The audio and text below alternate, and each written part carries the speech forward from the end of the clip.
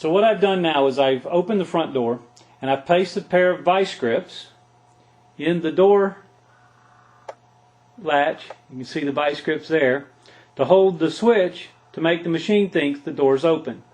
Now what we can see is the reels mechanisms from the front. You really can't see the complexity of those reels from outside the machine.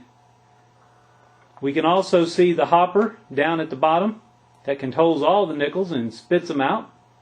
And of course the nickel tray and the switches for the handles and the connections there. Now this machine, this isn't all there is to it. The mechanics there and what's on the door.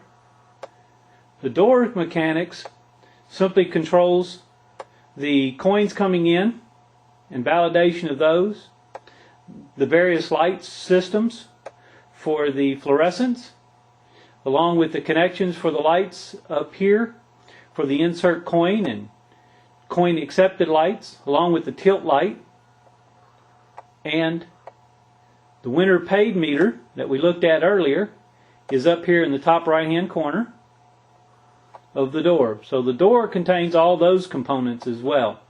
In this part of the reel, in here, is another counter. That counter is for the total number of coins in the machine.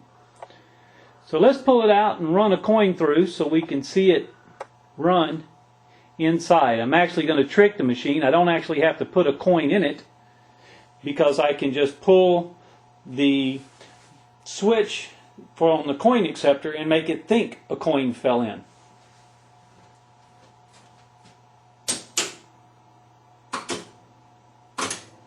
There we go. And let's turn the wheel. And there it goes. But this isn't all the mechanics to the machine. I thought it was until I explored more and realized that this piece comes up and off.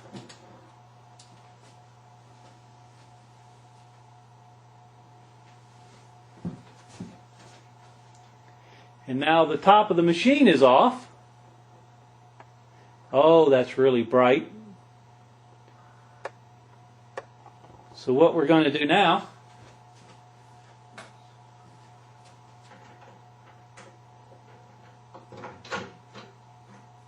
swing this door open, and inside here is the mechanics for the step-up unit and the multiplier wheels. We'll move the camera over a little bit and see if we can't get a zoom in and a tight shot of that. So there's a jackpot bell sitting back there in the back. This dial over here is the one that controls, is what we call a step-up unit, and that steps up the odds and the payouts based on the coins put in. This machine, these set of relays over here and all these little leaf switches here that it manipulates, each one of those banks of switches are manipulated based on other activities within the machine. Over here on this side, zoom out a little bit, it's kind of difficult to see, but there's two units that look exactly alike side by side. Both of those are spinning reels, much like a scorekeeper on a pinball machine. Matter of fact, I believe they're using the same things, because this is a Bally machine and they made lots of pinballs, so they reused parts.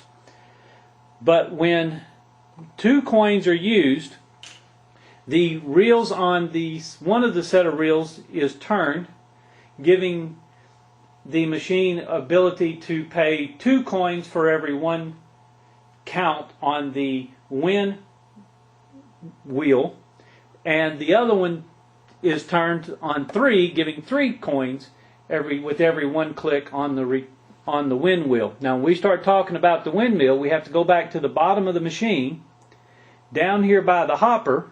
We'll see if we can't zoom in here. Behind the hopper is another wheel that's in here. What we'll do, let me see if I can't take this apart and show that a little bit better of where that comes apart.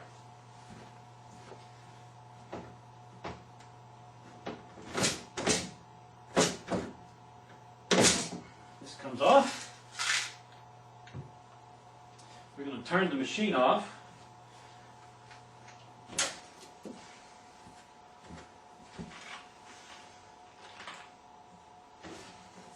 Pull the hopper out. And now you can see better inside the machine. And you can see the odds wheel that I was talking about back here, the connections to it, the connection to the hopper. And this little box back here is a safety switch that if the machine runs too long without paying out, the little safety switch goes off and stops to keep from burning up the hopper as it tries to pay coins that it cannot pay. So that's how this machine comes apart. There's a lot of moving parts to it, a lot of stuff that happens. And right now what we'll do is we'll run this machine with it all busted open like this, and we'll see if we can't get some coins through it. So bear with me. Let me put the machine back together again, at least enough to make it play and plug it in, and we'll see what happens. Okay, now we have the machine back together again. We'll see if we can't run a few coins through it, and we can watch the inner mechanisms of it all working at the same time. Maybe we can get a win out of one pretty quick.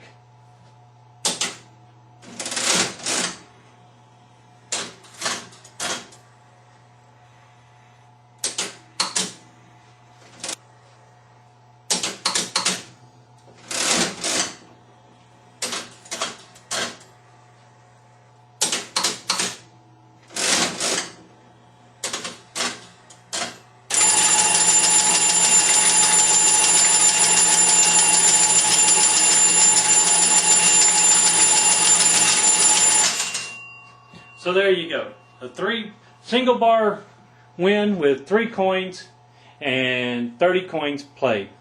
So now let's take a look a little closer at the machine and see how all the components actually work themselves. First, let's look at the hopper down here at the bottom, if we can get in there. It may not get in there because of the light. Okay. So, what we have up here in the top unit is a machine. I'll see if I can't get it around here to where we can actually see it working. And essentially what happens is, and we'll walk it through, is every time a coin is put in, there's a wheel back here on this side. We'll back over here so you can see it. And you can see this wheel with spokes and connections. See each connection point here, kind of dark. We'll move for each coin added. The first coin does a reset back to the 0 position, if you will. The second coin then moves and activates a set of switches. So let's go, then the third coin of course moves a little bit further and activates another set. So the first coin resets to there.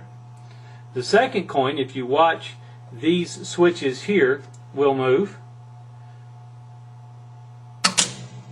And then the third coin moves it again. Wow, they really didn't move that much, but trust me, they moved. So now the machine's ready to spin.